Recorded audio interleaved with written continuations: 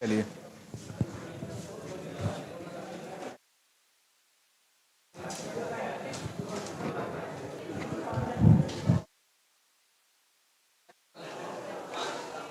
Hello everyone.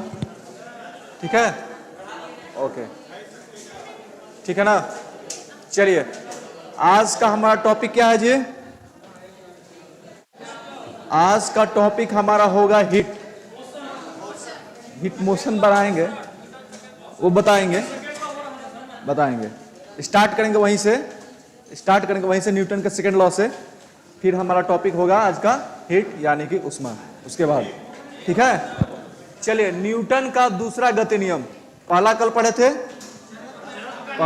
थे ना, law of inertia.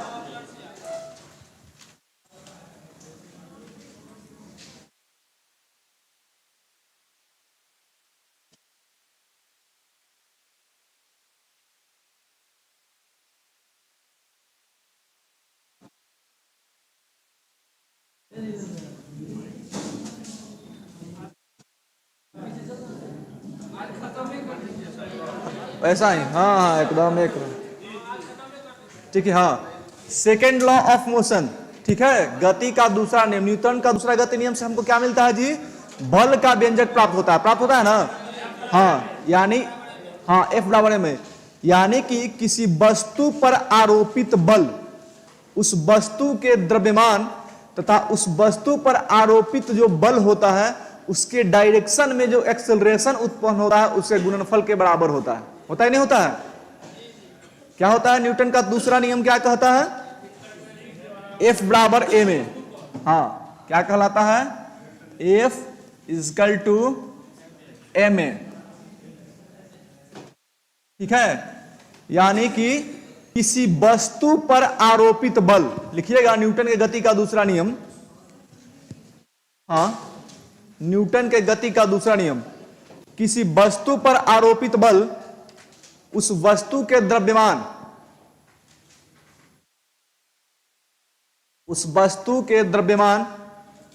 तथा किसी वस्तु पर आरोपित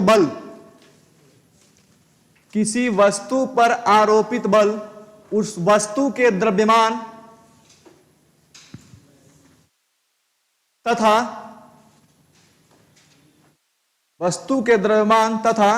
वस्तु पर आरोपित बल की दिशा में उत्पन्न त्वरण तथा वस्तु पर आरोपित बल की दिशा में उत्पन्न त्वरण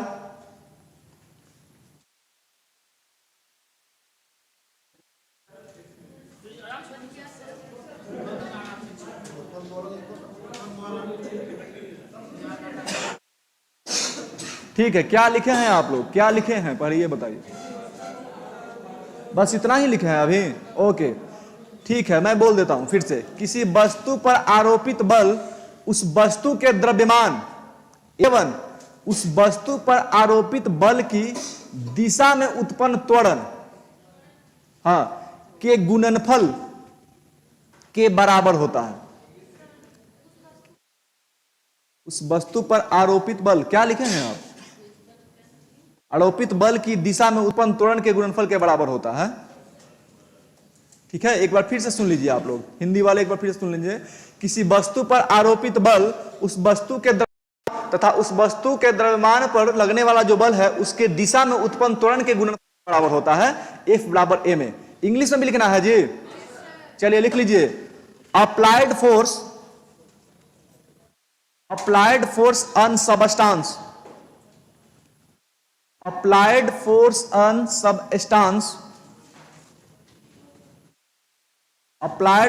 on substance is equal to the product of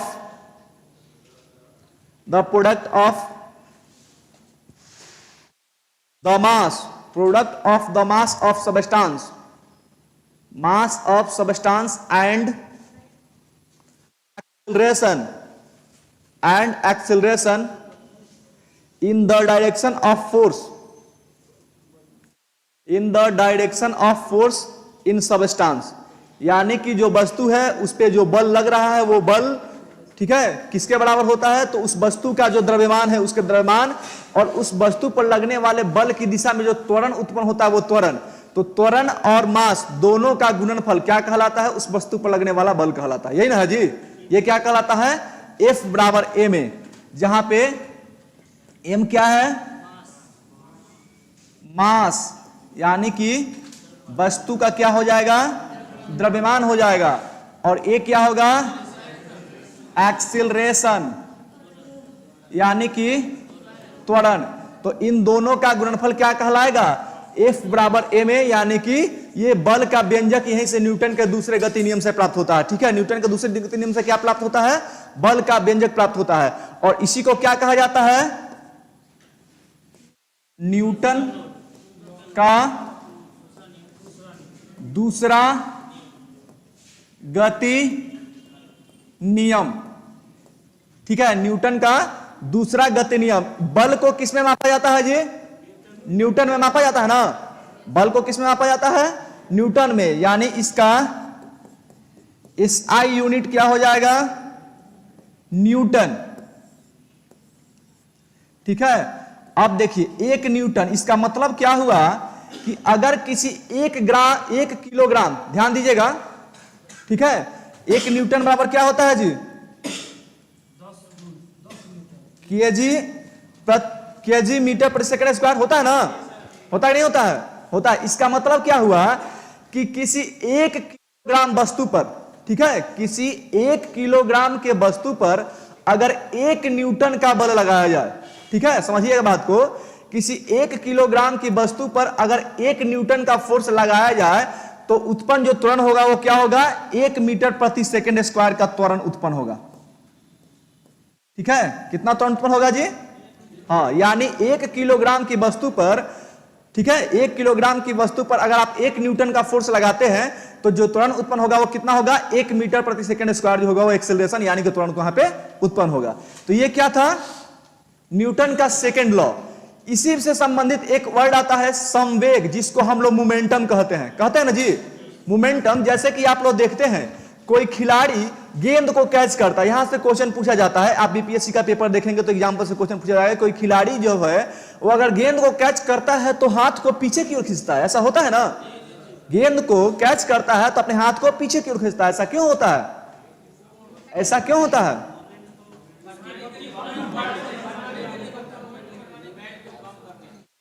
हाँ, उसमें होता क्या है कि वो टाइम को इंक्रीज करता है, समय को बढ़ाता है, और अगर समय बढ़ता है तो संवेग जो होगा वो क्या होगा?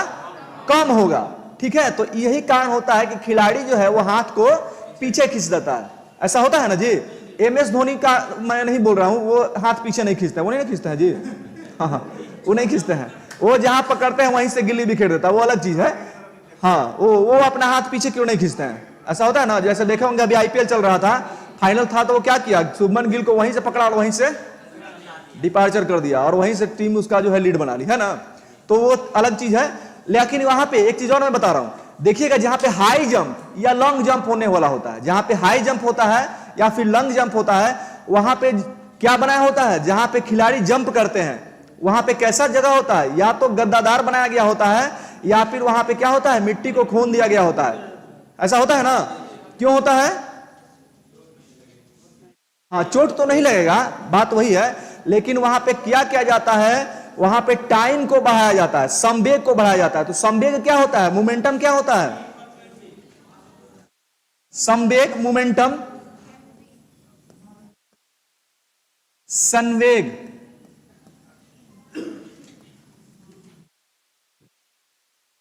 दिख रहा है ना जी सबको? संवेग यानी कि मोमेंटम। मोमेंटम क्या होता है? किसी वस्तु का संवेग क्या कहलाता है? कोई बताएगा? किसी वस्तु का द्रव्यमान, ठीक है, किसी वस्तु का द्रव्यमान और उसके वेग का गुणनफल। आप लोगों ने सही बताया, किसी वस्तु का द्रव्यमान और उसके वेग का जो गुणनफल होता है वो क्या कहलाता है? संवेग कहलाता है। ठीक है, संवेग क्या कहलाता है? इसका अगर डिफिनीशन एक वर्ड में, स्टेटमेंट में लिखना चाहेंगे तो क्या लिखेंगे? कि किसी वस्तु का संवेग,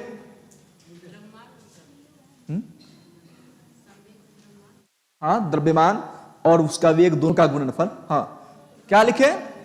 किसी वस्तु का संवेग उसके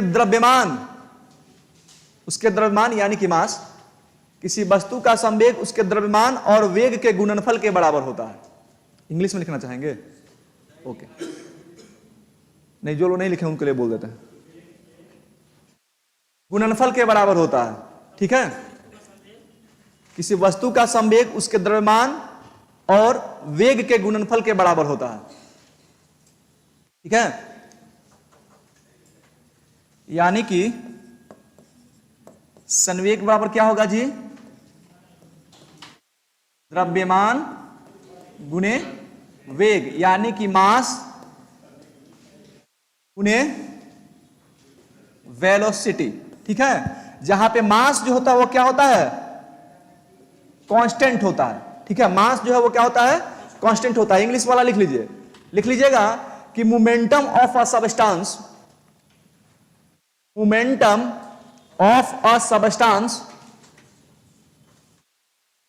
equal to product of mass and velocity of that substance, mass and velocity of that substance, यानी कि वस्तु का द्रव्यमान और उसके वेग का गुणनफल क्या होता है? मोमेंटम कहलाता है, ठीक है। अच्छा, संवेग कौन सी राशि है? सदिश है कि अदिश है? सदिश है। वेग में ही संवेग आता है ना जी। अगर कोई वस्तु में वेग है तो उसी के वेग के कारण ही उसमें कोई गतिमान वस्तु है तो उसमें क्या आ जाता है? मोमेंटम आ जाता है, संवेग आ जाता है। तो ये जो मोमेंटम है यानी कि संवेग है, यह वेग के क्या होता है जी? संवेग जो है वो वेग का क्या होता है? डायरेक्ट प्रोपोर्शनल होता है, हाँ, डायरेक्टली प्रोपोर्शनल होता है। यानी कि अगर किसी वस्तु का वेग बढ़ेगा तो संवेग बढ़ेगा, ठीक है। संवेग क्या होता है? मोमेंटम क्या होता है? इसका जो मोमेंटम होता है वो वेलोसिटी का क्या होता है जी? समानुपाती होता है। यानी कि वेलोसिटी अगर बढ़ेगी तो संवेग भी बढ़ेगा, यानी वेग बढ़ेगा तो संवेग भी बढ़ेगा। लेकिन टाइम का क्या होता है? इनवर्स प्रोपोर्शनल होता है। यानी कि वेग जो है वो क्या होता है? 1/t, यानी समय का क्या होता है? इनवर्स प्रोपोर्शनल, यानी कि समय का व्युत्क्रमानुपाती होता है। यही कारण होता है कि अगर समय बढ़ेगा तो वेग क्या होगा? घटेगा। और अगर वेग बढ़ेगा तो समय क्या होगा? घटेगा। और अगर समय बढ़ेगा तो वेग घटेगा, ठीक है। और समय बढ़ेगा तो वेग घटेगा। यानी कि यही कारण होता है कि खिलाड़ी हाथ को पीछे खींचता है। हाथ को पीछे खींचेगा तो क्या होगा? वो समय को ले रहा है, यहां पे गेंद पकड़ेगा और पीछे कर रहा है, यानी कि क्या कर रहा है? वो टाइमिंग बढ़ा रहा है। तो टाइमिंग बढ़ा रहा है यानी कि संवेग को क्या कर रहा है? कम कर रहा है। और क्या? अच्छा, गूंज रहा है अभी, ठीक है, ठीक है, ओके, हाँ। तो क्या बताया गया कि संवेग जो है वो वेग का क्या होता है जी? डायरेक्टली प्रोपोर्शनल होता है, समानुपाती होता है। यानी कि अगर वेग बढ़ेगा तो संवेग भी क्या होगा? बढ़ेगा। और वेग जो होता है वो समय का क्या होता है? व्युत्क्रमानुपाती होता है, इनवर्स प्रोपोर्शनल होता है। यानी कि अगर वेग बढ़ेगा तो समय घटेगा और अगर समय बढ़ेगा तो वेग घटेगा, ठीक है। यही कारण होता है कि क्रिकेट खिलाड़ी को देखिएगा, वो जब गेंद को कैच करता है तो अपने हाथ को पीछे की ओर खींचता है, क्योंकि वो संवेग को बढ़ाता है। क्या करता है? संवेग को बढ़ाता है, क्योंकि संवेग बढ़ेगा, संवेग बढ़ेगा कब? हाँ, नहीं, वो तो कल हमने बताया था ना, वो तो अलग चीज है, वो तो लॉ ऑफ इनर्शिया है। वो जो है जैसे गाड़ी से आप उतरते हैं और गाड़ी के डायरेक्शन में आगे बढ़ते हैं, वो तो कल हमने बताया था, वो जड़त्व का कारण होता है। क्योंकि आप वहां से उतरते हैं तो आपका पैर जो है वो विराम में, रेस्ट में आ जाता है, और आपका बॉडी चूंकि आप उसको पकड़े रहते हैं तो वो मोशन में होता है, तो वो होता है लॉ ऑफ इनर्शिया के कारण, ठीक है वो। और यहाँ पे टाइम टेकिंग कर रहा है। अगर समय, खिलाड़ी क्या करता है? समय को बढ़ाता है, तो समय बढ़ेगा तो वेग क्या होगा? कम होगा। और वेग कम होगा यानी कि ऐसे गेंद अगर थ्रो किया जाता है तो उसका वेलोसिटी कम होगा, वेग कम होगा, मोमेंटम कम होगा, तो चोट जो है वो क्या होगा? कम लगेगा, है ना। चलिए, संवेग समझ में आ गया। अब बात करते हैं न्यूटन के थर्ड लॉ।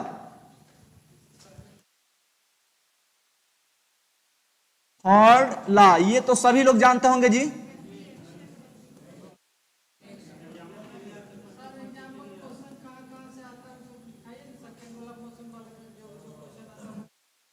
नहीं बता है, अभी जो एग्जाम्पल से ही पूछा जाता है, जो एग्जाम्पल हमने बताया आपको ऐसे ही पूछा जाता है कि ये किसके कारण होता है।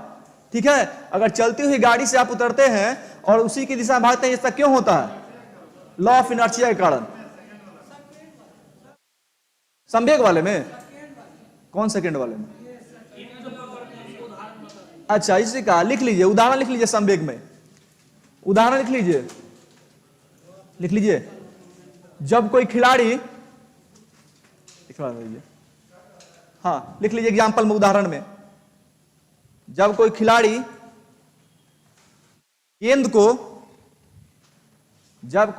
गेंद को पकड़ता है तो अपने हाथ को पीछे की ओर खींचता है, अपने हाथ को पीछे की ओर खींचता है ताकि उसे चोट ना लगे, ताकि उसे चोट ना लगे। ठीक है, क्यों खींचता है? क्वेश्चन ऐसे ही पूछता है कि खिलाड़ी के हाथ को, गेंद को कैच करता है तो हाथ पीछे की ओर क्यों खींचता है? क्यों खींचता है? चोट ना लगे। तो चोट ना लगे इसमें कारण क्या होता है? ये यहां पे क्या कार्य करता है? वो संवेग को यहां पे क्या करता है? कम करने का काम करता है। तो अगर लिखना चाहेंगे तो इसमें ये भी लिख लेंगे, क्योंकि आपको तो पता है कि संवेग को बढ़ा रहा है, संवेग को कम कर रहा है, लेकिन संवेग को कम करने के लिए क्या कर रहा है? समय लेता है, समय लेता है। गेंद को कैच करेगा यहां पे और इस हाथ को पीछे खींचेगा तो क्या करेगा? समय को बढ़ाता है। क्या करता है जी? समय को बढ़ाता है। और अगर समय बढ़ता है तो संवेग कम होता है, और संवेग कम होता है तो उसके हथेली पे चोट जो है वो कम लगता है, यही कारण होता है। ठीक है, दूसरा एग्जाम्पल एक और लिख लीजिएगा। लंबी कूद, ये दोनों एग्जाम्पल जो बोल रहे हैं ये पूछा गया क्वेश्चन है। ठीक है, लंबी कूद या ऊंची कूद, हाई जंप या लॉन्ग जंप, हाँ, लंबी कूद या ऊंची कूद की जगह पर, लंबी कूद या ऊंची कूद की जगह पर या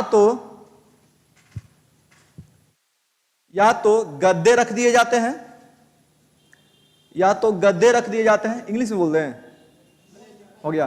ठीक है, या तो गद्दे रख दिए जाते हैं या गड्ढा खोद दिया जाता है, या गड्ढा खोद दिया जाता है। यह भी वही उसी कारण होता है। इसमें क्या होता है जी? क्या होता है?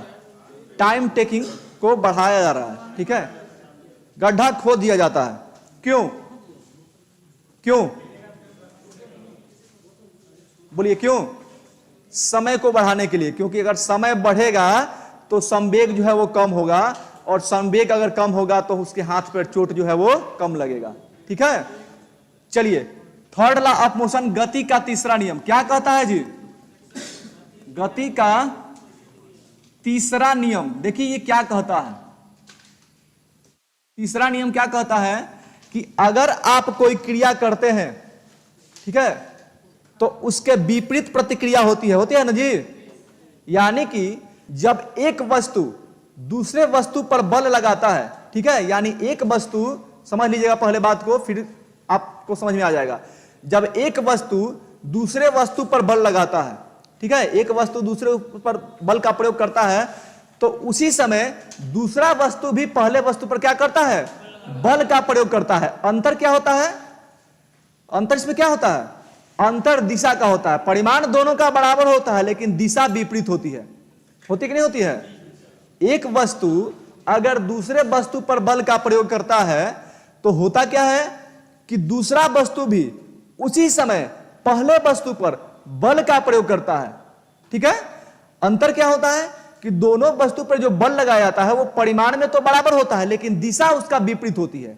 जैसे एज पर आप देखेंगे कि हम लोग पृथ्वी पे ऐसे चल रहे हैं ना जी, तो हम चल रहे हैं तो हम अपने पैर से पृथ्वी को पीछे की ओर ढकेल रहे हैं। आप लोग देखिएगा, चलते हैं तो ऐसे पैर से पृथ्वी को क्या करते हैं? पीछे की ओर ढकेलते हैं, और उसी समय पृथ्वी हमको क्या करती है? आगे की ओर ढकेलती है, तब हम लोग चलते हैं। होता है नहीं होता है? तो ये क्या हुआ कि एक वस्तु दूसरे वस्तु पे फोर्स लगा रही है, यानी कि वन ऑब्जेक्ट जो है अनदर ऑब्जेक्ट क्या होता है? फोर्स लगा रही है, और उसी समय अनदर जो ऑब्जेक्ट है वो पहले वाले ऑब्जेक्ट पे क्या कर रहा है? फोर्स लगा रहा है ना जी। और तब उसी को क्या कहता है कि प्रत्येक क्रिया की जो है वो विपरीत प्रतिक्रिया होती है। यानी कि एक, जैसे आप नाव को देखे होंगे, नाव में अगर आप ट्रेवल करने का कभी मौका मिला होगा, नाव में, नदी में, तो आप देखते हैं कि नदी में आप जब चलते हैं नाव से, तो आप नाव में बैठे होते हैं और नाव पे एक व्यक्ति होता है जो पानी को काटता है, होता है ना जी। तो वो पानी को क्या करता है, पीछे की ओर ढकेलता है और पानी नाव को आगे की ओर ढकेलते हैं। या फिर अगर आप स्विमिंग कर रहे होते हैं तो आप पानी को अपने हाथों से क्या करते हैं, पीछे ढकेलते हैं और तब पानी अपने आप मतलब आपको क्या करता है, आगे की तरफ ढकेलता है। तो ये क्या कहलाता है, ये न्यूटन का तीसरा। देखिए आप लोग अपने दिमाग से भी एग्जाम्पल देख सकते हैं। हाँ बिल्कुल, हाँ रॉकेट का चलना, ये आप, हाँ बंदूक का इसीलिए होता है कि राइफल से जब गोली फाड़ किया जाता है तो या तो उसको कंधे पे रखा जाता है या फिर यहां पे रखा जाता है, क्योंकि जितनी वेग से वो आगे जाता है उतना ही वो क्या होता है, पीछे धक्का देता है। तो उस कंडीशन में अगर आप यहां नहीं सीधे रख करके चलाइएगा तो होता क्या है कि चोट लगता है पीछे की तरफ और व्यक्ति गिर जाता है, ऐसा होता है ना जी। हाँ पीछे की तरफ धक्का देगा, तो यही कारण है कि उसको यहां पे रख के धक्का मतलब फायरिंग किया जाता है या फिर यहां पे रखे, कंधे पे रखे, क्योंकि वो जो है क्या करता है, जितना फोर्स से बुलेट आगे जाता है उतना ही वो क्या करता है, पीछे की तरफ धक्का देता है। तो ये होता है न्यूटन का गति का तीसरा नियम कि प्रत्येक क्रिया के लिए विपरीत प्रतिक्रिया जो है वो होती है। ठीक है, इसको नोट कर लेंगे। जब एक वस्तु, इंग्लिश में ही बोल देंगे, ठीक है इंग्लिश में ही बोल देंगे, जब एक वस्तु दूसरी वस्तु पे बल का प्रयोग करता है, जब एक वस्तु दूसरी वस्तु पर बल का प्रयोग करता है तो ठीक प्रयोग करता है, तो उसी समय जब एक वस्तु दूसरी वस्तु पर बल का प्रयोग करता है तो उसी समय दूसरी वस्तु भी पहली वस्तु पे वापस बल लगाता है,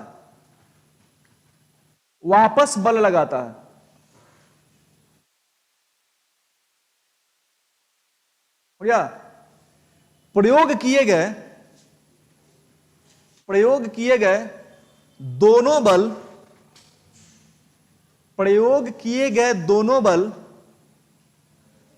परिमाण में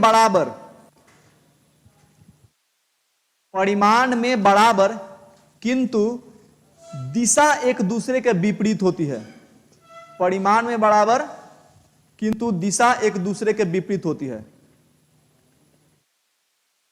हो गया, इंग्लिश वाले लिख लेंगे, विपरीत होती है। when two objects interact,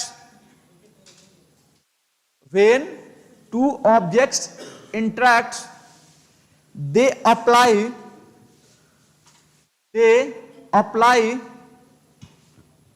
forces to one another.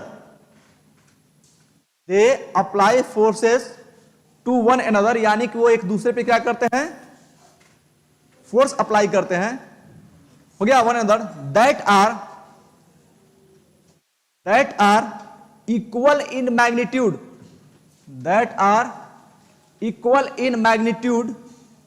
but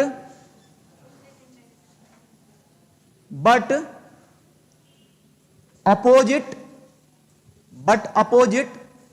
in direction। इसके लिए एक स्टेटमेंट में इसको क्या बोल सकते हैं, इसको एक स्टेटमेंट में क्या बोल सकते हैं बताइए तो? प्रत्येक क्रिया के विपरीत प्रतिक्रिया बोल सकते हैं ना। प्रत्येक क्रिया के विपरीत प्रतिक्रिया यानी opposite reaction of each action. प्रत्येक क्रिया के लिए उसका विपरीत प्रतिक्रिया होता है। जैसे आप एक शब्द एक लाइन में देखेंगे, इसको देखेंगे, अगर कोई व्यक्ति है उसके साथ अगर आप उसको एक थप्पड़ मारेंगे तो वो क्या करेगा, वो भी एक थप्पड़ दे देगा ना जी। तो ये क्रिया का विपरीत प्रतिक्रिया हुआ कि नहीं हुआ? ये क्रिया का विपरीत प्रतिक्रिया हुआ कि नहीं हुआ ना जी। प्रत्येक क्रिया के लिए विपरीत जो प्रतिक्रिया होती है, जैसे मान लीजिए प्रत्येक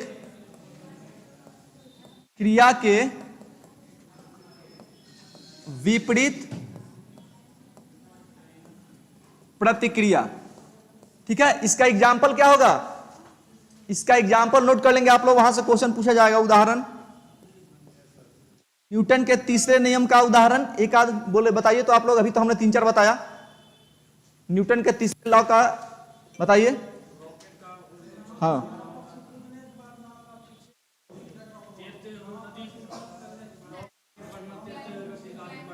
हाँ, देखिए सबसे पहले हम बताते हैं सबसे आसान, चलना।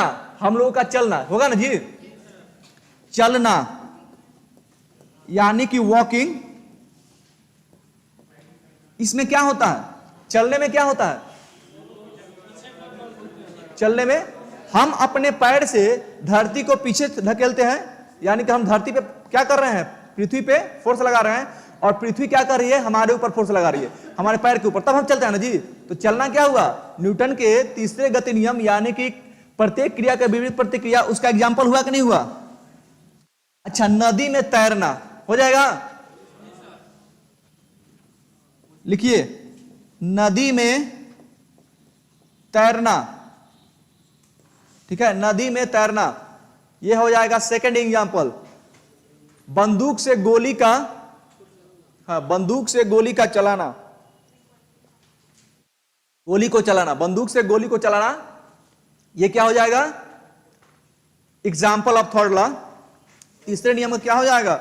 उदाहरण हो जाएगा। या फिर पानी में नाव चलाना, पानी में नाव का चलाना। पानी क्या करता है?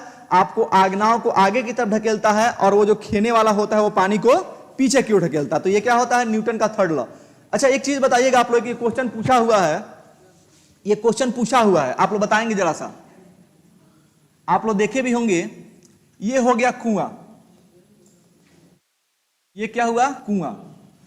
और यहां पे कुएं पे एक घिरनी लगा हुआ है, लगा रहता है ना जी, और इसमें जो है रस्सी है, और यहां पे बाल्टी लगा हुआ है पानी निकालने के लिए। ठीक है, ये वाला। ठीक है, व्यक्ति क्या करता है? इस रस्सी को खींचता है, ये रस्सी को खींचता है, और रस्सी जो है यहां से ब्रेक कर जाता है। रस्सी यहां से क्या होता है? ब्रेक कर जाता है। तो व्यक्ति जो गिरेगा वो किस डायरेक्शन में गिरेगा? पीछे की ओर गिरेगा, यानी कि क्रिया जिस डायरेक्शन में हो रही है वह उसी डायरेक्शन में गिरेगा। गिरेगा ना जी? हाँ, ठीक है। चलिए, आप लोग समझ रहे हैं बात को। यानी कि अगर ये इधर की तरफ खींच रहा है तो ये फोर्स यहां से लगेगा, और ये जो है टूट जाएगा, और ये आगे आ जाएगी, और ये व्यक्ति जो है वो कहां चला जाएगा? पीछे चला जाएगा। ये क्वेश्चन पूछा हुआ क्वेश्चन था, इसीलिए मैंने सोचा कि आप लोग से थोड़ा सा चर्चा कर लें। यानी कुएं में लटकी बाल्टी को अगर व्यक्ति खींचता है तो वो कहां एक्शन कर रहा है? पीछे की तरफ कर रहा है ना जी। तो पीछे की तरफ कर रहा है तो वो कहां गिरेगा? पीछे की तरफ गिरेगा। यानी कि जहां पे काम कर रहा है उसी डायरेक्शन में, जहां पे क्रिया लग रही है उसी डायरेक्शन में वो क्या होगा? पीछे की तरफ गिरेगा। चलिए, तीसरा नियम किसी को दिक्कत है इसमें? समझ आ गया ना? चलिए, अब हम लोग देखते हैं मोशन को। सॉरी, मोशन तो हम लोग कर लिया ना जी। हीट को, हीट को देखेंगे। हीट क्या है, कोई बताएगा?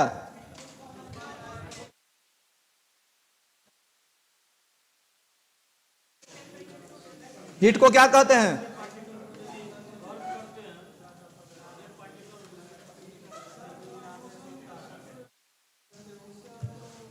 हीट को,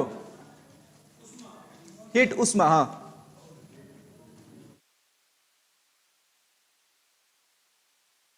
हीट उष्मा। उष्मा क्या है? देखिए, मोशन कल ही स्टार्ट हुआ था, कल मोशन के बारे में बताया गया था। कल आप नहीं थे? कल ही, आज केवल रूल बताया गया तीनों, बाकी मोशन को कल ही स्टार्ट किया गया था, कल ही उसके बारे में बताया गया था। ठीक है, चलिए, हीट क्या है? उष्मा क्या है? चलिए, यहां कॉन्सेंट्रेट कीजिए। हाँ, रमन कुमार, उष्मा। ओके, ठीक है, ठीक है, ठीक है। उष्मा देखिए क्या है? Form of energy. उष्मा क्या है? ऊर्जा का ही रूप है ना जी। उष्मा क्या है? ऊर्जा का ही एक रूप है। और उष्मा जो है वो हमेशा क्या होता है, हाई टेम्परेचर से लो टेम्परेचर की ओर जाता है ना जी। उष्मा हमेशा कहां जाता है, हाई टू लो से जाता है। मान लीजिए आप कहीं जाते हैं, आपको क्या मिलता है, एक कप टी मिलता है, चाय, ठीक है, हट कप ऑफ टी मिलता है, चाय मिलता है, और एक जगह पे आपको क्या मिलता है, कोल्ड ड्रिंक मिलता है, कोल्ड ड्रिंक मिलता है, ठीक है।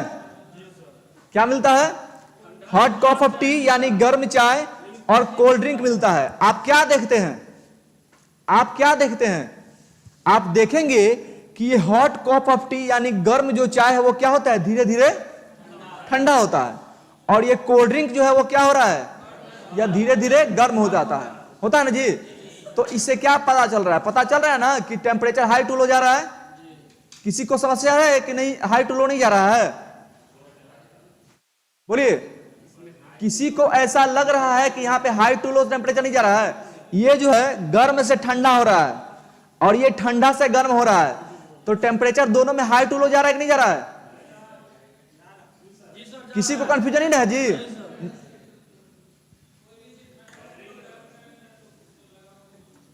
क्या बोल रहे हैं, थोड़ा सा उठ के बोलिए, हमको नहीं सुनाई दे रहा है, बोलिए ना, बोलिए।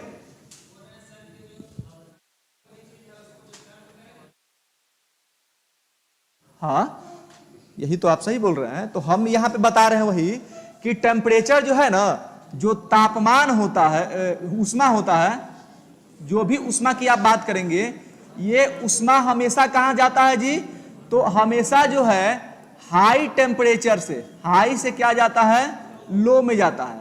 जैसे यहां कॉफी गर्म है, चाय क्या है, गर्म है, तो चाय अगर गर्म है तो ये धीरे धीरे ठंडा ही होगा ना जी।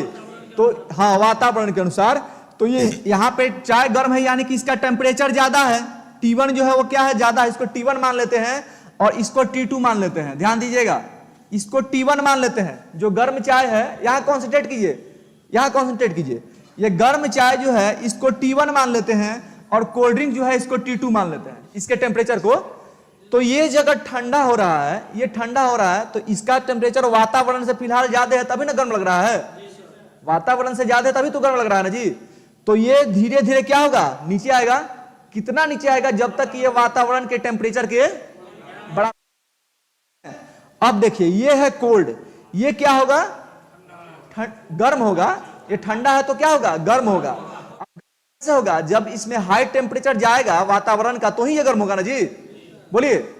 तो ये भी हाई टू लो गया कि नहीं गया, अगर इसमें हाई जा रहा है तो ही ना ये लो हो रहा है।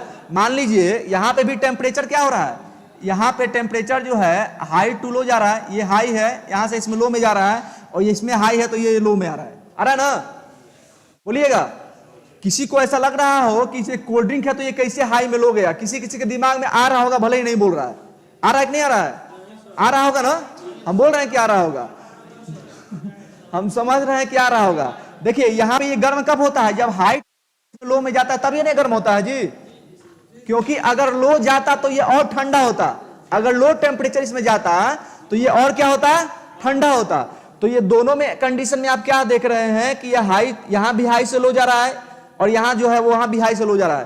तो एक समय ऐसा आएगा कि T1 और T2 दोनों बराबर हो जाएंगे, होगा कि नहीं होगा, एक समय आएगा ना जी कि इसका टेम्परेचर और इसका टेम्परेचर दोनों क्या हो जाएगा, बराबर हो जाएगा। मान लीजिए ये हो गया कोल्ड ड्रिंक का टेम्परेचर, ठीक है, ये हो क्या हो रहा है, ठंडा से गर्म हो रहा है, और ये हो गया चाय का टेम्परेचर, ये क्या हो रहा है, गर्म से ठंडा हो रहा है। तो एक समय ऐसा आएगा कि दोनों जो है वो क्या हो जाएंगे, टेम्परेचर बराबर हो जाएंगे, होगा कि नहीं होगा, होगा ना जी। यानी कि ये T1 जो है वो T2 के क्या हो जाएगा, क्या बोलिए, समान हो जाएगा। तो इसको जानते हैं क्या कहा जाता है, इसको क्या कहा जाता है, इसको कहा जाता है थर्मल इक्विलिब्रियम। क्या कहा जाता है, थर्मल इक्विलिब्रियम, यानी कि संतुलित ऊष्मीय अवस्था, ठीक है, इसको कहा जाता है, बिल्कुल वो भी बोला जा सकता है थर्मल इक्विलिब्रियम, यानी कि जब T1 और T2 दोनों बराबर हो जाएंगे तो उसको क्या कहा जाता है? क्या कहा जाता है जी? Thermal equilibrium. देखिए, किसी भी वस्तु में जो ऊष्मा निहित होती है, जो हीट निहित होता है, वो उसके किस पे डिपेंड करता है? द्रव्यमान पे डिपेंड करता है। करता है नहीं करता है जी?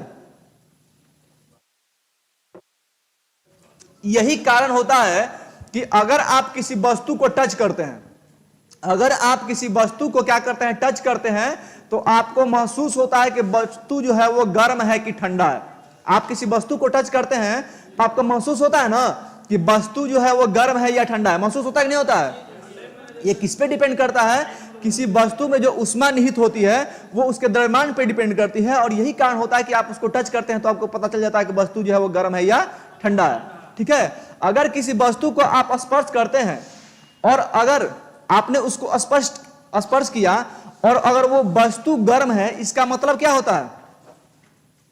बताइए। देखिए, ये मान लीजिए कि गर्म वस्तु है, यहां कॉन्सेंट्रेट कीजिए। देखिए, यहां कॉन्सेंट्रेट कीजिए, आपको हर एक पॉइंट समझ में आ जाएगा हीट का। कोई भी पॉइंट आप, ये वस्तु मान लीजिए कि गर्म है, आप अपने त्वचा से इसको स्पर्श करते हैं ना जी? तो जब वस्तु गर्म होती है तो क्या होता है? वस्तु से ऊष्मा आपके त्वचा में संचरित होती है, हो रही ना जी? तभी आपको पता चलता है कि वस्तु जो है वो गर्म है। अगर आप वस्तु को टच करते हैं और इस वस्तु से क्या होता है? आपके त्वचा में, आपके स्किन में, आपके हाथों में अगर ऊष्मा आता है, हीट का ट्रांसमिशन होता है, तो आपका क्या समझते हैं कि वस्तु जो है वो क्या है? गर्म है। और यदि आपके त्वचा से हीट का ट्रांसफॉर्मेशन इसमें होता है, यानी कि वस्तु जो है वो क्या है? ठंडा है। आप जाड़े के दिनों में देखते हैं कि आप एकदम बैठे हुए हैं, समझ लीजिएगा बात को, बाद में सारी चीजों को लिखवा देंगे, पहले आप समझ लीजिए क्या है। ठंडी के दिन में आप देखिएगा, आपको स्टील का कोई कटोरा या ग्लास, आप सोए हुए हैं और आपको ला करके कोई धीरे से यहां टच कर देता है, आपको क्या लगता है? लगता है ना ठंडा। क्यों? क्योंकि वहां पे जो टेम्परेचर है वो क्या होता है? आपके क्या होता है? बॉडी से इसमें जाता है, इसलिए क्या होता है? ठंडा महसूस होता है। गर्म महसूस होगा यानी कि वस्तु से आपके स्किन में, यानी कि त्वचा में आ रहा है। ठंडा महसूस होगा यानी कि त्वचा से वस्तु में जा रहा है। समझ में आया कि नहीं आया? बोलिए, गर्म और ठंडा वस्तु कब महसूस होता है? समझ में आया कि नहीं आया? बोलिए। यही कारण है कि एक क्वेश्चन बीपीएससी हमेशा पूछता है। बिल्कुल बिल्कुल रंजीत कुमार, ठीक है। देखिए, जैसे ठंडी के दिनों में आप देखेंगे, आप एक लोहे के टुकड़ा को देखिए, आप लोग कॉन्सेप्ट समझिएगा। ये क्वेश्चन बीपीएससी पूछा गया है, आप लोग देखते हैं तो पता चलेगा।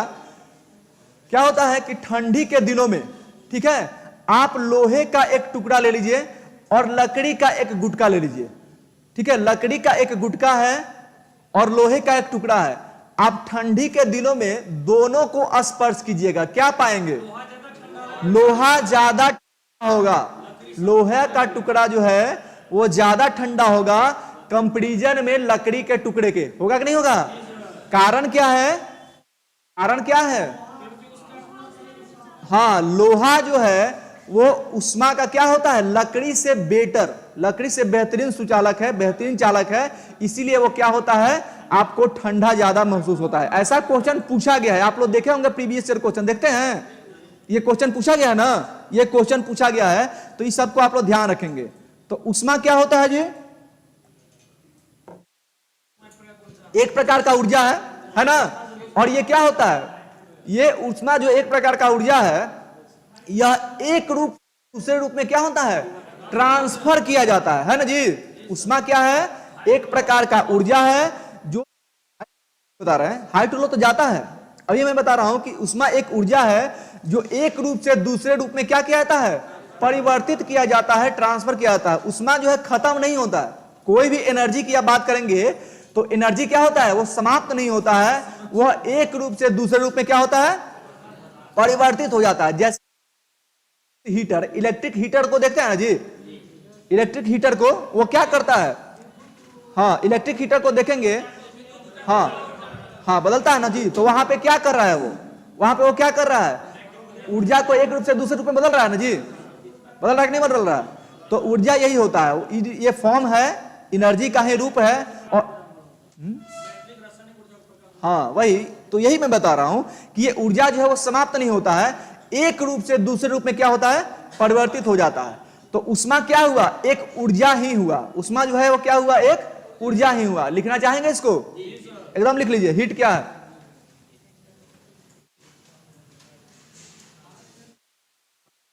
ठीक है बताते हैं, सब बताते हैं। चलिए देखिए बताते हैं विकास कुशवाहा, इसको पहले हीट को देख लीजिए, ठीक है, हीट को देख लीजिए, इसको बता देते हैं। देखिए चलिए, हीट क्या है,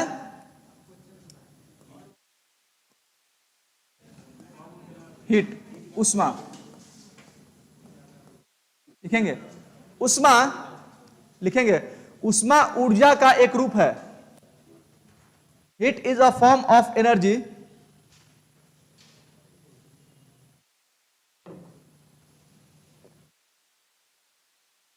उष्मा क्या है, ऊर्जा का एक रूप है जिसे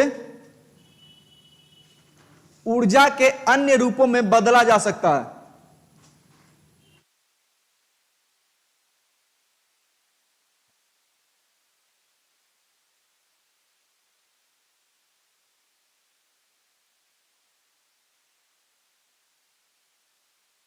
हो गया। उदाहरण के लिए लिखेंगे विद्युत हीटर,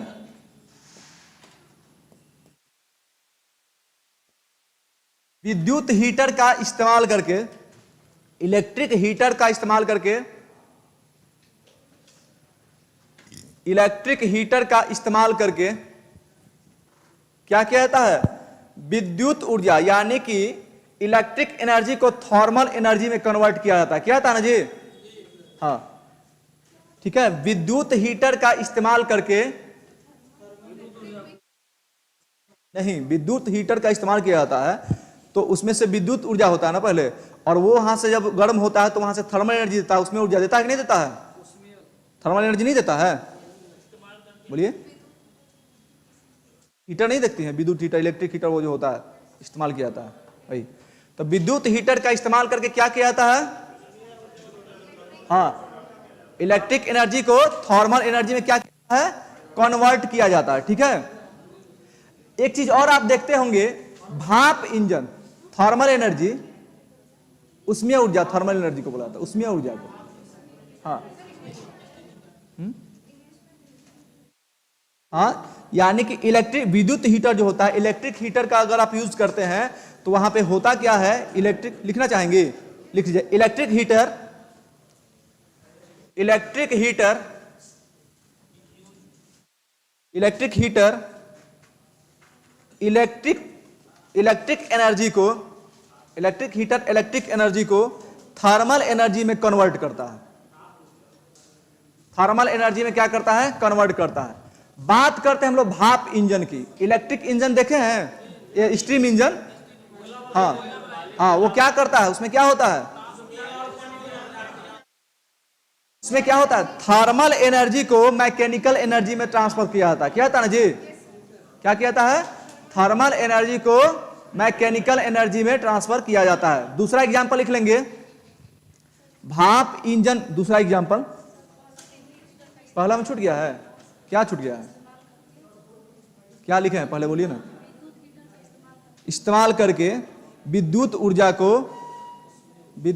को उसमें ऊर्जा में परिवर्तित किया जाता है, ठीक है। क्या किया जाता है जी, इसको इलेक्ट्रिक एनर्जी को क्या किया जाता है, थर्मल एनर्जी में कन्वर्ट किया जाता है, ठीक है। बात करते हैं भाप इंजन की। भाप इंजन में क्या होता है, थर्मल एनर्जी को मैकेनिकल एनर्जी में क्या किया जाता है, बदला जाता है, हाँ ठीक है, उसमें ऊर्जा को यांत्रिक ऊर्जा में बदला जाता है, ठीक है। उष्मा का मात्रक, हीट का मात्रक क्या होता है, हाँ उष्मा का मात्रक, यूनिट ऑफ हीट,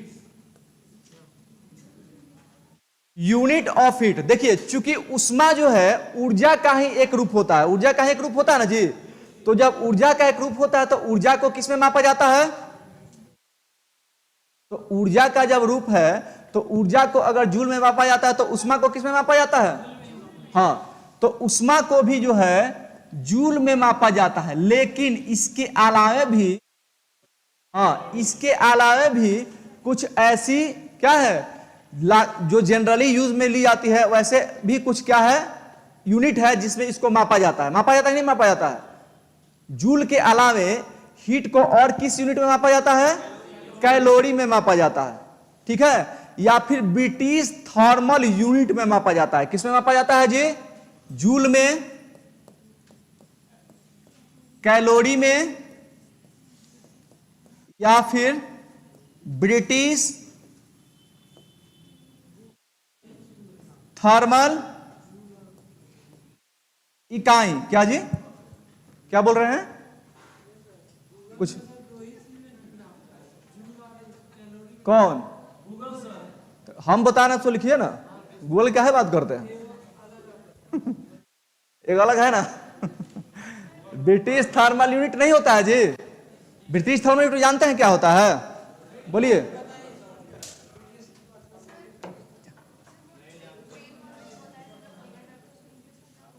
अच्छा खत्म होगा ना, सब डिस्टर्ब होगा। आप हमसे पूछ लीजिएगा 5-7 मिनट लेके। क्या लिखे हैं? भाप इंजन को स्ट्रीम एनर्जी, स्ट्रीम एनर्जी, ठीक है। हाँ क्या लिखे जी? क्या लिखे? हाँ हाँ तब बता देते हैं। पहले कैलोरी को देख लीजिए, कैलोरी है, दोनों को बता देते हैं। काहे चिंता कर रहे हैं आप? एक एक पॉइंट को बताएंगे। कैलोरी, कैलोरी क्या होता है? हाँ यूनिट है, उष्मा का यूनिट है। कैलोरी जानते हैं किसको कहा जाता है? 1 ग्राम, समझिएगा 1 ग्राम कैलोरी के बारे में बता रहे हैं। 1 ग्राम जल, ठीक है, जल की कितनी मात्रा की बात कर रहे हैं?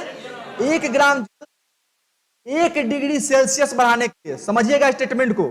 1 ग्राम जल के, ठीक है, 1 ग्राम जल के लिए अगर उसका मान 1 डिग्री सेल्सियस से बढ़ाया जाए, कितना जल की बात कर रहे हैं? 1 ग्राम जल को अगर उसका टेम्परेचर 1 डिग्री बढ़ाया जाता है तो 1 डिग्री टेम्परेचर बढ़ाने के लिए जितनी उष्मा की मात्रा की आवश्यकता होती है उसी को कैलोरी कहा जाता है, ठीक है। 1 ग्राम जल, समझिएगा 1 ग्राम जल को, जल के ताप को 1 डिग्री सेल्सियस बढ़ाने के लिए जितनी उष्मा की मात्रा की जरूरत होती है उसे क्या कहा जाता है? कैलोरी कहा जाता है, ठीक है। कैलोरी क्या हुआ? हाँ 1 ग्राम, आप लोग यहीं पे इसको समझ जाएंगे। 1 ग्राम, 1 ग्राम जल की, जल के तापमान को, जल की ताप को इंक्रीज करने के लिए 1 डिग्री सेल्सियस, ठीक है, 1 ग्राम जल की ताप को बढ़ाने, 1 डिग्री सेल्सियस बढ़ाने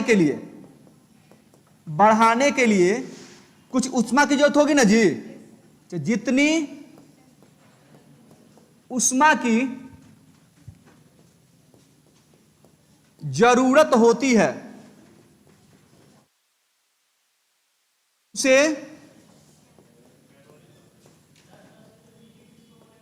कैलोरी कहते हैं, ठीक है। 1 ग्राम जल के टेम्परेचर को अगर 1 डिग्री सेल्सियस इंक्रीज किया जाता है तो जितनी उष्मा की मात्रा की आवश्यकता होती है उसी को क्या कहा जाता है? कैलोरी कहा जाता है। और एक क्या? विशिष्ट उष्मा, हाँ बता रहे हैं, बैठ जाइए। चलिए सबको लेकर थर्मल इक्विलिब्रियम सारी चीजों को बताते चलेंगे, ठीक है। हाँ ठीक है। तो 1 ग्राम जल की ताप को अगर 1 डिग्री सेल्सियस बढ़ाएंगे तो ये जो मात्रा मिला आपको, ये क्या मिला? क्या मिला? कैलोरी मिला। और 1 कैलोरी बराबर कितना जूल होता है? ये क्वेश्चन ऐसा पूछा जाता है, 1 कैलोरी बराबर कितना जूल होता है? 4 पॉइंट क्या क्या क्या? हाँ क्या? हाँ 1 जूल बराबर। आप मुझसे कोई कुछ बोल रहा था। एक कैलोरी बराबर कितना जूल होता है? 4.186 जूल होता है। ठीक है, एक कैलोरी बराबर 4.186 जूल होता है। ठीक है, 4.186। कहीं कहीं देखिएगा कि आपको दे देगा 4.2 जूल। क्या दे देगा जी? तो 4.2 जूल, इसको भी याद रखिएगा, कहीं कहीं आपको देखने को मिल जाता है 4.2 जूल। ठीक है, तो 4.186 है, तो एक बढ़ा करके यहां पे क्या लिख दिया जाता है? 2 लिख दिया जाता है। ठीक है, तो ये क्या है? 4.2 जूल हो जाता है ये। इसके बाद देखेंगे ब्रिटिश थर्मल इकाई। ठीक है, ये है, ये क्या होता है? ब्रिटिश थर्मल इकाई क्या होता है? यहां पे कैलोरी में 1 ग्राम जल की ताप बढ़ाने के लिए एक ग्राम जल की ताप 1 डिग्री सेल्सियस बढ़ाने के लिए जितनी मात्रा की आवश्यकता होती है उसे कैलोरी कहते हैं। लेकिन ब्रिटिश थर्मल इकाई में क्या होता है? वहां पे 1 डिग्री सेल्सियस नहीं, 1 डिग्री फ़ारेनहाइट बढ़ाया जाता है। क्या बढ़ाया जाता है जी? 1 डिग्री फ़ारेनहाइट। चलिए इसको भी नोट कर लीजिए कि ब्रिटिश थर्मल इकाई क्या होता है। ब्रिटिश थर्मल इकाई को भी नोट कर लीजिए, लिखिएगा 1 ग्राम। देखिए वहां पे क्या होता है? ग्राम का इस्तेमाल नहीं होता है, वहां पे ग्राम का इस्तेमाल नहीं होता है। जैसे हमारे यहां देखिए हम लोग क्या करते हैं, मापना होता है तो किलोग्राम का इस्तेमाल करते हैं ना जी, और किलोग्राम के साथ साथ किसका इस्तेमाल करते हैं? ग्राम का भी इस्तेमाल करते हैं। वैसे ही ब्रिटेन में जो है मापने के लिए पाउंड का इस्तेमाल किया जाता है, जबकि जैसे कि हमने आपको बताया था पिछले क्लासों में पद्धति के बारे में, तो वहां पे जैसे हम लोग 1 ग्राम के लिए इस्तेमाल करते हैं, वहां पे 1 पाउंड के लिए इस्तेमाल किया जाता है। कितना के लिए जी?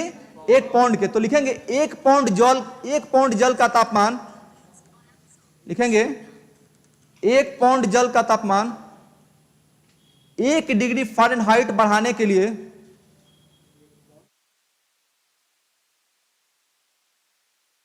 1 पाउंड जल का ताप 1 डिग्री फ़ारेनहाइट बढ़ाने के लिए आवश्यक उष्मा की मात्रा,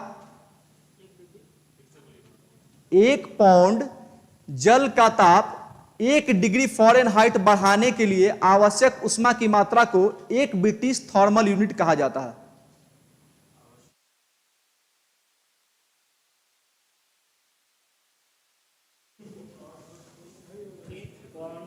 एक पाउंड जल के ताप को 1 डिग्री फ़ारेनहाइट बढ़ाने के लिए आवश्यक उष्मा की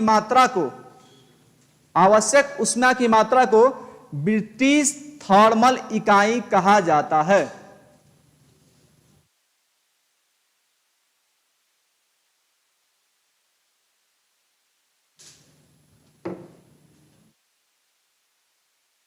हो गया?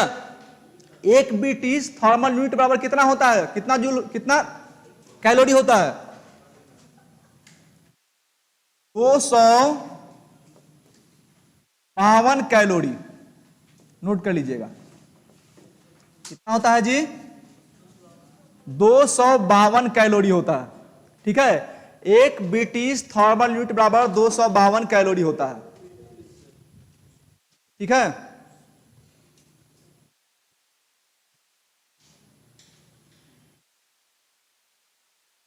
चलिए देखिए, अब इस सब को जैसे आपने देखा, कोई भी चीज जो है वो गर्म है या ठंडा है। ठीक है, कोई भी चीज गर्म है या ठंडा है, इसको कैसे पता चलता है? उसके टेम्परेचर से पता चलता है। पता चलता है ना जी? अगर आप पढ़ रहे हैं किसको, हीट को, तो आपको किसको जानना है? तापमान को जानना है। किसको जानना है जी? तापमान को। तो टेम्परेचर क्या होता है, तापमान क्या होता है, इसको देखिए। जहां से क्वेश्चन आपको पूछने को मिलता है किससे? टेम्परेचर स्केल से। ठीक है, तापमान,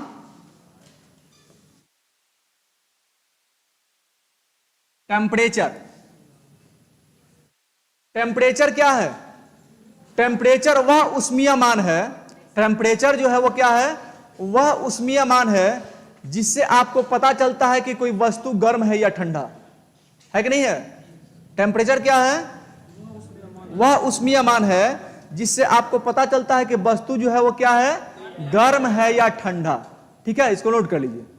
तापमान क्या है? आदमी का टेम्परेचर नहीं होता है, ह्यूमन बॉडी का टेम्परेचर। क्या? नहीं नहीं, उससे नहीं। जब उसका जो है बुखार हो जाता है, जब आदमी को बुखार हो जाता है तो कैसे मापते हैं? थर्मामीटर से मापते हैं ना जी। तो वो मापन स्केल हुआ कि नहीं हुआ? तो इसमें क्या जानना चाहते हैं आप? नहीं नहीं, बोलिए ना, आप क्या जानना चाहते हैं, बोलिए। हो गया? यही जानना चाहते हैं? ह्यूमन बॉडी, मनुष्य के बॉडी का टेम्परेचर कब बढ़ता है? बुखार होता है। तब वो कब होता है? तो वो कैसे पता चलता है? जब टेम्परेचर उसका उसके सामान्य से, जैसे ह्यूमन बॉडी का सामान्य टेम्परेचर कितना होता है, ये भी क्वेश्चन पूछा जाता है। 98.6 फ़ारेनहाइट होता है ना? कितना होता है? तो उस 98.6 डिग्री फ़ारेनहाइट। तो जब उससे बढ़ता है तो व्यक्ति को बुखार होता है नहीं होता है? और जब बुखार होता है तभी तो उसका बॉडी गर्म होता है ना। तो इसमें क्या है? ठीक है। हाँ, तापमान लिखिएगा। तापमान वह उष्मीयमान है, तापमान वह उष्मीयमान है जो बताता है कि वस्तु गर्म है या ठंडा। तापमान वह उष्मीयमान है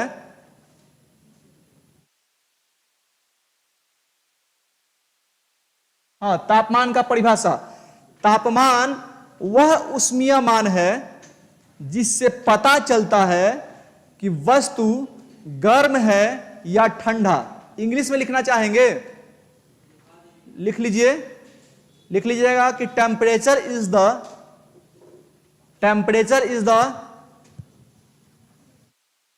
thermal value, temperature is the thermal value of substance, thermal value of substance which so that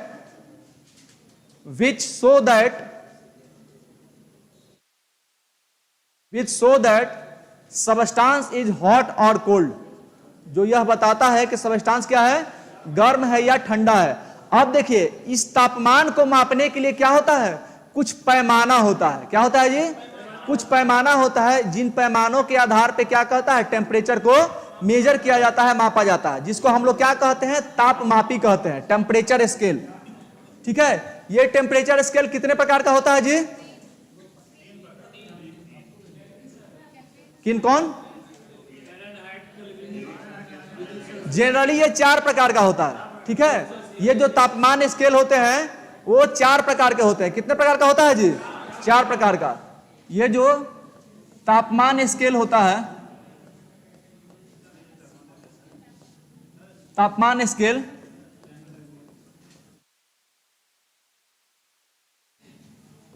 temperature scale, ये 4 प्रकार के होते हैं, 4 टाइप के होते हैं। कौन कौन होता है?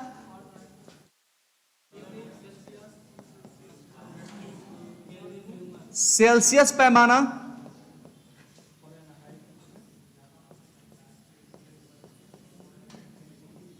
फ़ारेनहाइट पैमाना,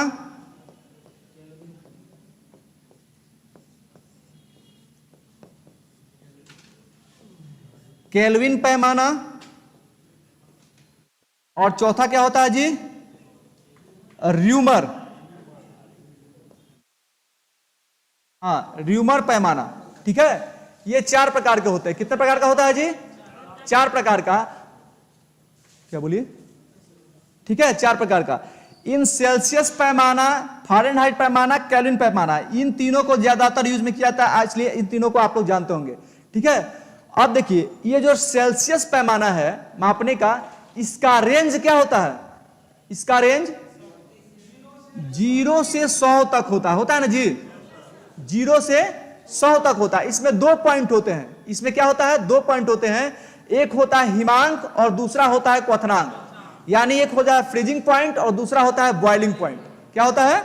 एक होता है फ्रीजिंग पॉइंट, एक होता है फ्रीजिंग पॉइंट, और दूसरा क्या होता है? Boiling point. ठीक है, बॉइलिंग पॉइंट। इसको फ्रीजिंग पॉइंट को क्या कहते हैं? हिमांक, और इसको क्या कहते हैं? क्वथनांक। अब देखिए, इसका जो रेंज है, इसमें सबसे निचला रेंज क्या है? 0 है ना?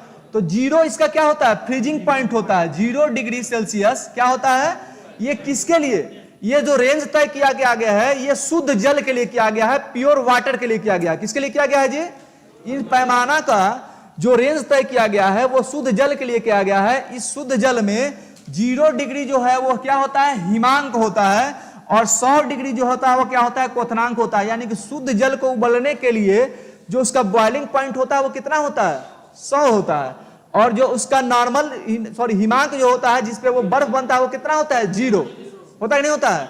तो ये क्या है, ये इसका रेंज है। अब देखिए इस रेंज में 0 से 100 तक का जो रेंज है इसको 100 बराबर भागों में बांटा गया है। कितने बराबर भागों में बांटा गया जी, 100 बराबर भागों में बांटा गया है।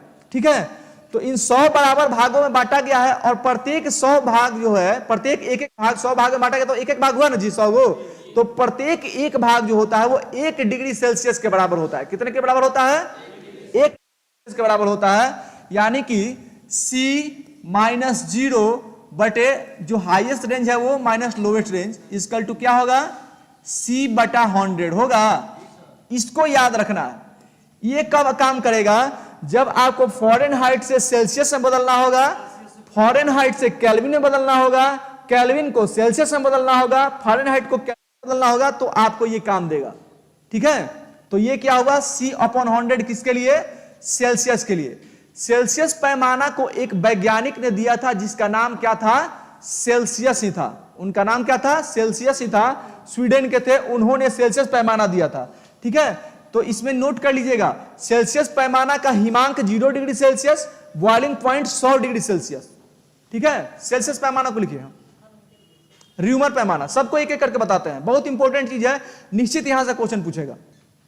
ठीक है, बॉइलिंग पॉइंट इसका कितना हो गया जी, 100। ठीक है, अच्छा फ़ारेनहाइट का रेंज क्या होता है, कोई बताएगा, 32 से 212 होता है। 32 से 212 किसका होता है जी, फ़ारेनहाइट का। फ़ारेनहाइट का रेंज होता है 32 डिग्री फ़ारेनहाइट से लेकर के 212 डिग्री फ़ारेनहाइट तक। केल्विन का रेंज, केल्विन का range any of you, kelvin का रेंज बिल्कुल 273 से 373, और र्यूमर का 0 से 80। हाँ ठीक है, चलिए पहले सेल्सियस पैमाना को लिखिएगा। ठीक है, पहले सेल्सियस पैमाना को,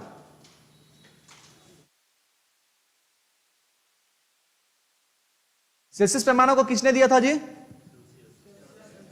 स्वीडन के साइंटिस्ट सेल्सियस ने दिया था। कब दिया था, 1742 में। ठीक है, इसको 1742 में स्वीडन के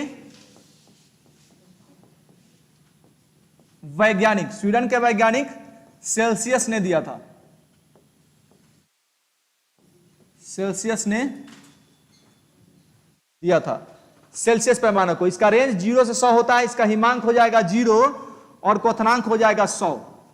ठीक है, ये 100 बराबर भागों में इसको बांटा गया, और प्रत्येक एक भाग जो है वो कितने के बराबर हुआ, 1 डिग्री सेल्सियस के बराबर हुआ। कितने के बराबर हुआ जी, 1 डिग्री सेल्सियस के बराबर हुआ। ठीक है,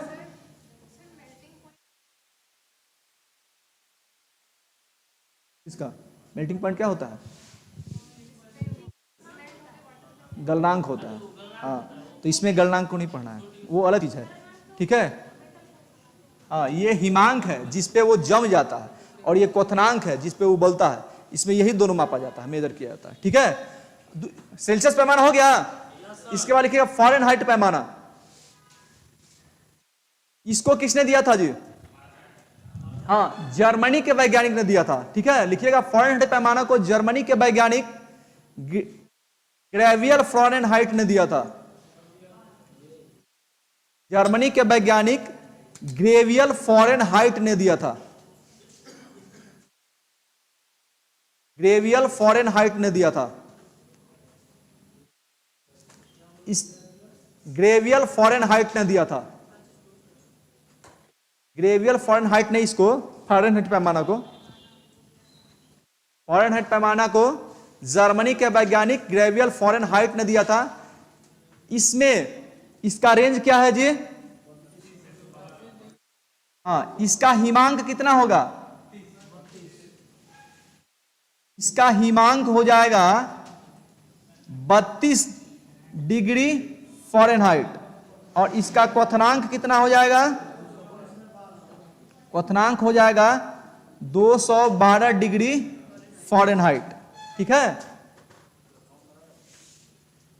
अब देखिए इसका हाईएस्ट रेंज क्या है और लोवेस्ट रेंज क्या है? हाईएस्ट रेंज कितना है जी? F-32 हो जाएगा बटे 212 माइनस 32 हो जाएगा। क्या आएगा? बटा 180। इसका मतलब क्या हुआ? इसका मतलब यह हुआ कि 32 से 212 के बीच का जो रेंज है उसको कितने भागों में बांटा गया? 180 भागों में बांटा गया और प्रत्येक भाग को कितना माना गया? 1 डिग्री फ़ारेनहाइट। प्रत्येक भाग जो है वो 1 डिग्री फ़ारेनहाइट के बराबर था।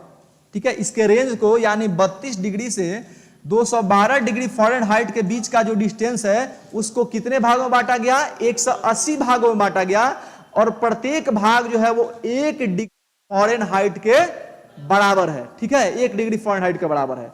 ठीक है, ये हुआ फ़ारेनहाइट पैमाना। कौन सा फ़ारेनहाइट पैमाना हुआ जी? ये देखिए क्वेश्चन पूछता है कि वो कौन ऐसा टेम्परेचर है, वह कौन ऐसा टेम्परेचर है, वो कौन ऐसा तापक्रम है जिसपे फ़ारेनहाइट और डिग्री सेल्सियस दोनों जो है वो बराबर हो जाता है।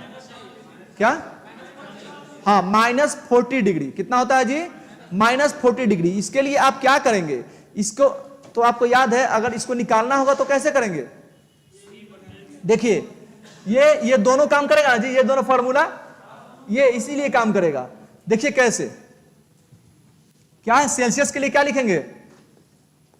बोलिए, C/100 लिखेंगे ना। फ़ारेनहाइट के लिए क्या लिखेंगे? F-32 बटे 180। यही होगा ना जी। अब देखिए आपको दोनों में से कुछ भी पता नहीं है, कुछ भी नहीं ना पता है यहां पे, और आपको यह पता करना है कि वो कौन ऐसा तापक्रम है जहां पे डिग्री सेल्सियस और फ़ारेनहाइट दोनों जो है वो क्या हो जाते हैं? इक्वल हो जाते हैं, बराबर हो जाते हैं। तो आप सेल्सियस को x मान लेते हैं जी, मैथ में आप लोग पढ़ते हैं, हम यहां पे x मान लेते हैं इसको, तो x/100 हो जाएगा। बोलिए, अब देखिए जब सेल्सियस और टेम्परेचर और फ़ारेनहाइट दोनों बराबर है, कॉन्सेंट्रेट कीजिए यहां पे। ठीक है, तो फ़ारेनहाइट कितना हो जाएगा? जब दोनों बराबर है तो फ़ारेनहाइट भी x हो जाएगा। तो x -32/180 हो जाएगा। अब देखिए कट जाएगा। ठीक है, यहां पे क्या हो जाएगा? 18x = 10x - 320 हो जाएगा। बोलिए, अब देखिए यहां पे 18x - 10x = 320 माइनस में हो जाएगा। अब देखिए यहां पे क्या हो जाएगा? 8x = -320 हो जाएगा। x = कितना आया? -40 आ गया। यानी -40 वो टेम्परेचर है जहां पे डिग्री से, देखिए एक चीज और याद रखिएगा, डिग्री सेल्सियस को सेंटीग्रेड भी बोला जाता है ना जी, इसको याद रखिएगा। ठीक है, तो ये -40 वो टेम्परेचर है जहां पे क्या होगा? डिग्री सेंटीग्रेड और फ़ारेनहाइट दोनों जो है क्या हो जाते हैं? इक्वल हो जाते हैं, बराबर हो जाते हैं। तो ये आपको याद रहेगा, तो आप ऐसे जो है निकाल भी सकते हैं। ठीक है, चलिए जल्दी से बना लीजिए। तो केल्विन पैमाना को किसने दिया था जी?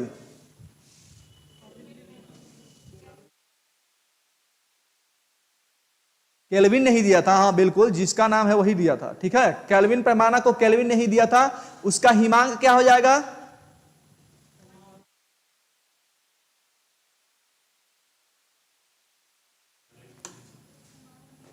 हाँ, केल्विन पैमाना के बारे में रेंज तो सब हमने लिखवा ही दिया है, रेंज सब लिखवा दिया है ना जी।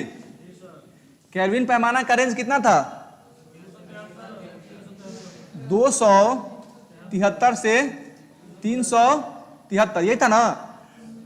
तो ये क्या हो गया? ये इसका हिमांक हो गया, और ये क्या हो गया? ये इसका क्वथनांक हो गया, ठीक है, ये हिमांक हो गया और ये क्या हो गया, ये हो गया क्वथनांक, ठीक है, ये हिमांक हो गया, ये क्वथनांक हो गया। इसके लिए अब क्या करेंगे कि -273 अपॉन 373 -273 हो जाएगा ना जी, तो k -273 अपॉन 100, ये इसके लिए हो जाएगा, ठीक है। इसके बाद है र्यूमर पैमाना। र्यूमर पैमाना का तो आप लोगों को पता ही है, हाँ हाँ, र्यूमर, इसके लिए क्या हो जाएगा, 0 से 80 इसका रेंज है, यानी कि R-0 upon 80 -0 is equal to R, हाँ ठीक है, ऐसे से लिख देते हैं, सही, R अपॉन 100, ठीक है, सॉरी 80, हाँ 80 है, 100 यहां पे नहीं है, तो ये किसके लिए हुआ, ये किसके लिए हुआ, हाँ, तो आपको जब ये चीज करना होगा तो इसको याद रखिएगा, ये हो गया कि केल्विन यहां पे है -273 अपॉन 100, ठीक है, और फिर यहां पे क्या हो जाएगा R/80, ठीक है, ऐसे सामने सामने करके आपको जो है निकालना होगा, तो आप लोग आसानी से डिग्री सेल्सियस को केल्विन में, केल्विन को डिग्री सेल्सियस में, ठीक है, फिर फॉरेनहाइट को, फिर र्यूमर को, आप ऐसे ही सामने सामने करके एकदम आसानी से आप लोग जो है उसको प्राप्त कर सकते हैं, ठीक है। इसके बाद एक और टेम्परेचर होता है एब्सोल्यूट टेम्परेचर, परम शून्य तापमान, जानते हैं ये क्या होता है एब्सोल्यूट टेम्परेचर, हाँ, मतलब वो होता क्या है एक्चुअली में, परम शून्य तापमान। आगे बढ़े यहां से, अभी बना रही हैं, देखिए एक टेम्परेचर होता है एब्सोल्यूट टेम्परेचर, परम शून्य तापमान, ठीक है, परम शून्य तापमान जो है,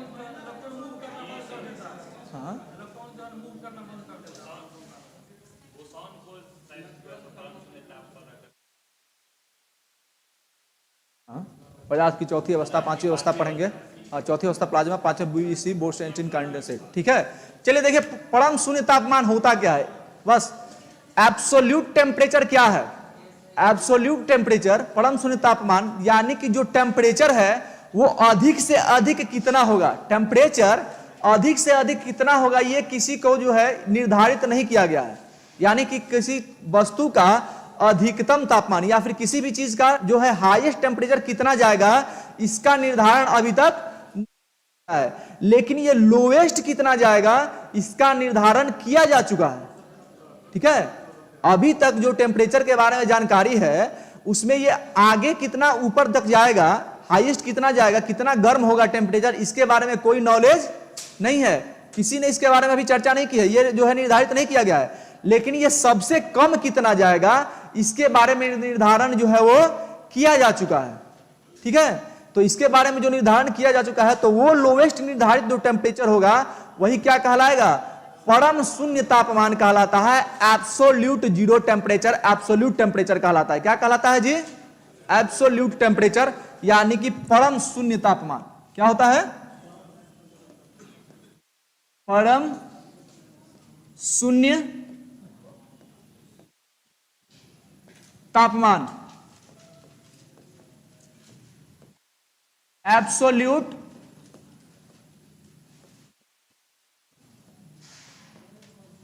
टेम्परेचर, परम शून्य तापमान यानी कि एब्सोल्यूट टेम्परेचर, ठीक है। क्या लिखेंगे, डिफिनेशन क्या लिखना चाहेंगे, लिख लीजिए, अभी तक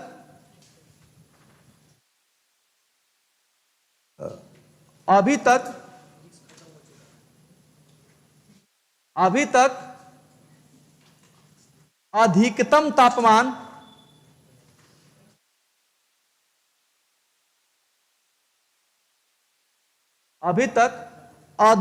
तापमान कितना हो सकता है, अभी तक इंग्लिश में ही बोल देंगे, अधिकतम तापमान कितना हो सकता है यह ज्ञात नहीं है, यह ज्ञात नहीं है, यानी इसकी सीमा निर्धारित नहीं है, लेकिन न्यूनतम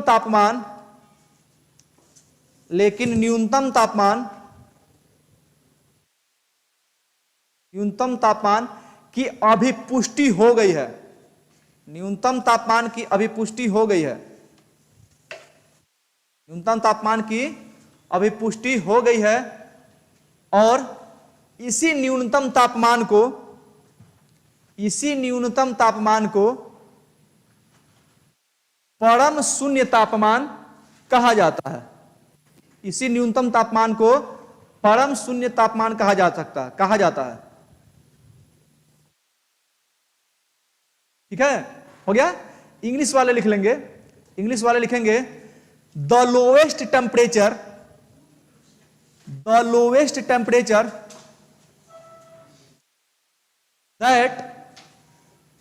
that not more low, that no more low temperature is possible,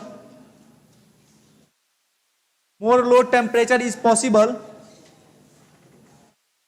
then it is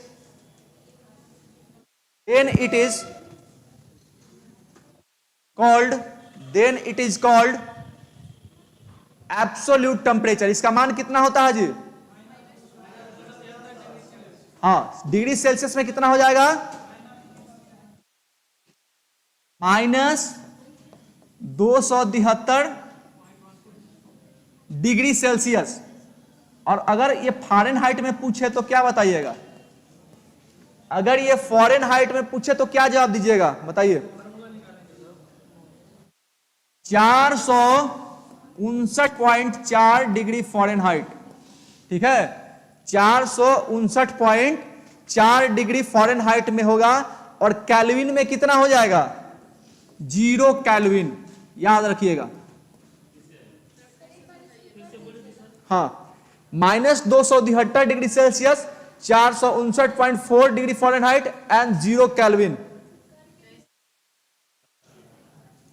क्या?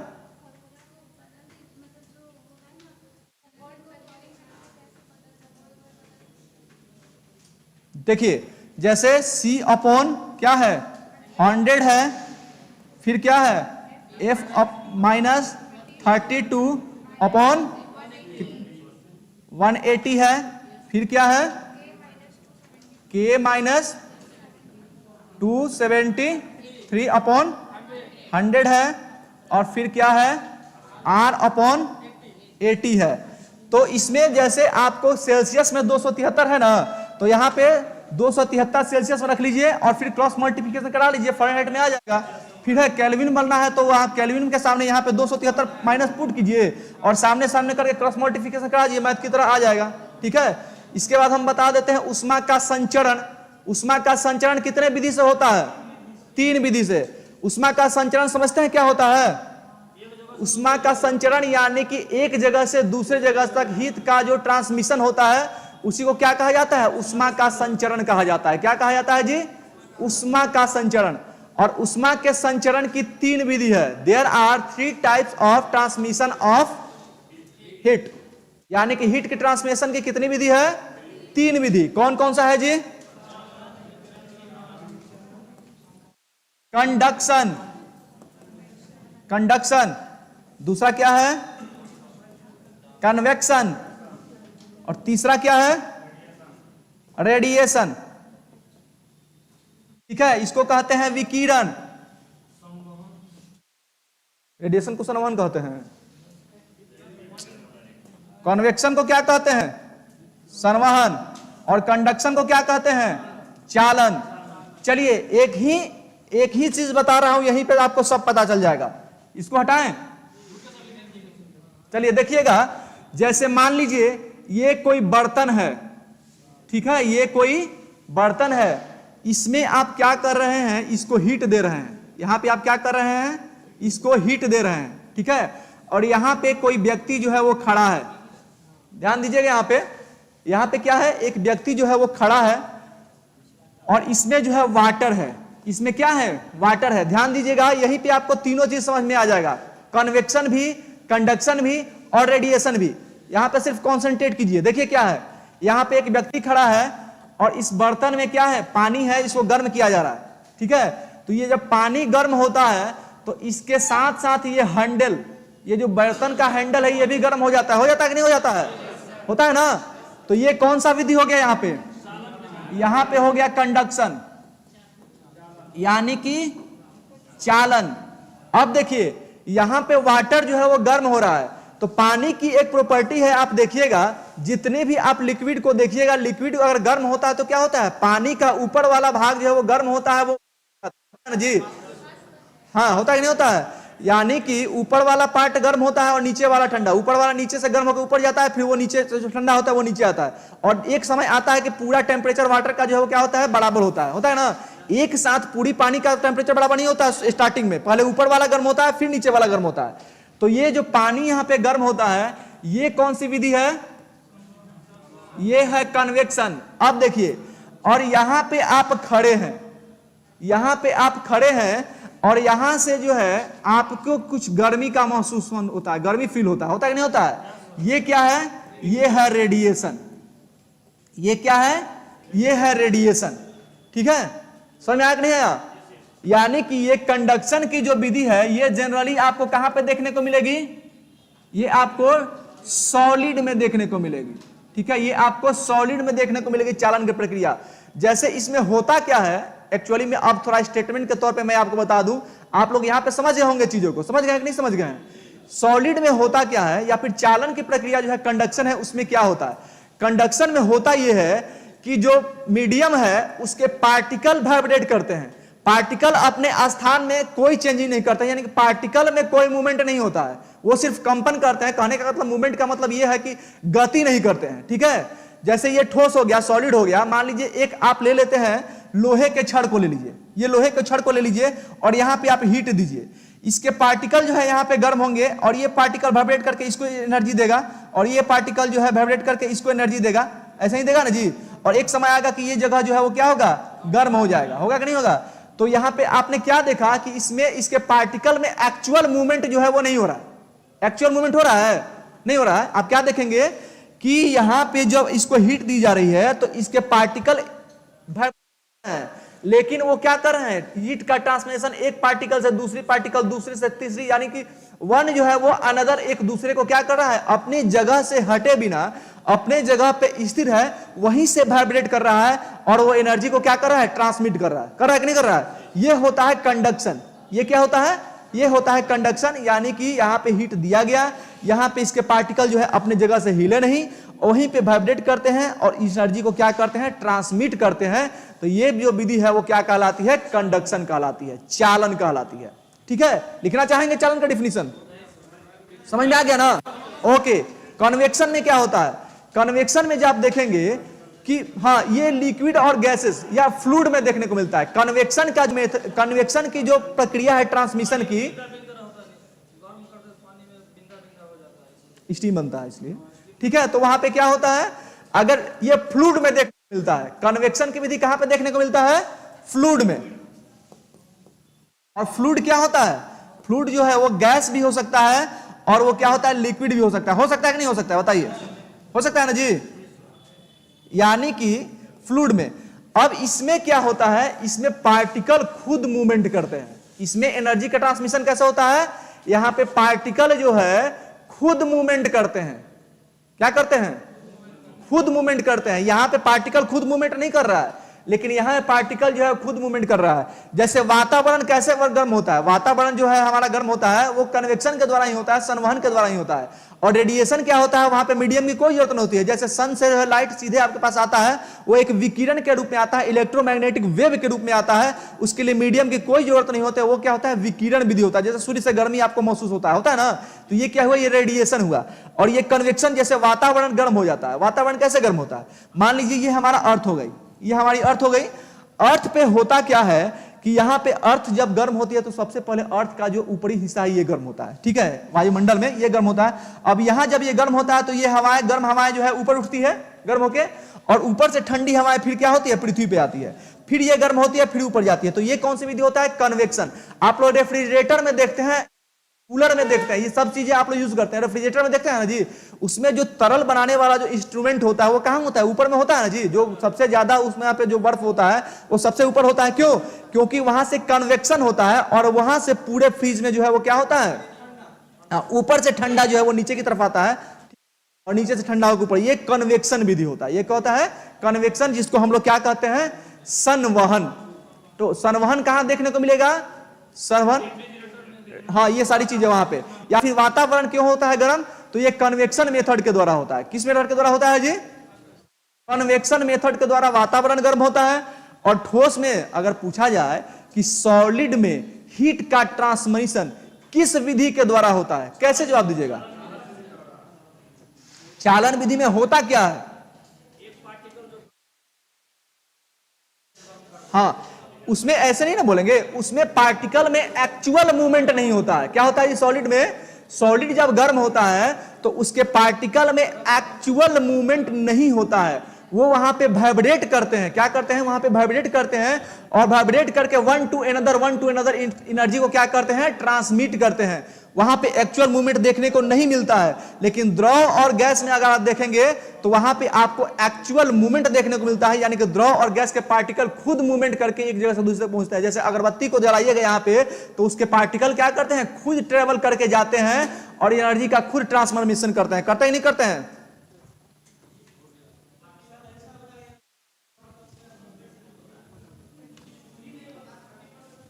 किसने? हाँ, क्या होता है कंडक्शन में? हाँ हाँ, वाइब्रेशन से होता है। किसका? उसके पार्टिकल ट्रेवल करते हैं। नहीं, पार्टिकल उसके ट्रेवल नहीं करेंगे। कैसे करेंगे? अच्छा ये बताइए, बताइए बताइए, एक सेकेंड मान लीजिए, एक सेकेंड समझ लीजिए। अगर यहां पे ये पार्टिकल है, समझिएगा, अगर यहां पे हीट दे रहे हैं, यहां पे अगर आप हीट दे रहे हैं, तो अगर ये यहां से इस पार्टिकल खुद ट्रेवल करेगा, पार्टिकल अगर खुद ट्रेवल करेगा तो एक ऐसा होगा ना कि गर्मी जब यहां आ जाएगी तो इसके बीच में तो वो ठंडा हो जाएगा। समझिए, होगा कि नहीं होगा? अगर यहां से पार्टिकल, ये पार्टिकल गर्म है और ये ट्रेवल करके यहां आ गया, तो ठोस के जो पार्टिकल सॉलिड के होते हैं वो तो ज्यादा कंजेस्टेड होते हैं ना जी। समझिएगा बात को। तो ये ज्यादा, तो अगर ये ट्रेवल करेंगे, समझिए बात को, ये ट्रेवल करेंगे तो कैसे करेंगे? यहां से कैसे? ये तो टूटेगा तब ना ट्रेवल करेंगे, बताइए तो। नहीं नहीं, ऐसा नहीं होता है। अच्छा, हम आते हैं तो थोड़ा सा 5 मिनट हमको दीजिएगा, ठीक है? चलिए, आज क्लास ऑफ की जाती है, फिर हम लोग अगले क्लास में मिलेंगे। अच्छा ये बताइए, आप लोगों को हीट समझ में आया कि नहीं आया? आया ना? कौन सा नहीं आया समझ में?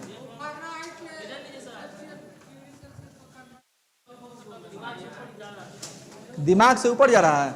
अच्छा, 2 मिनट हमको दे दीजिए।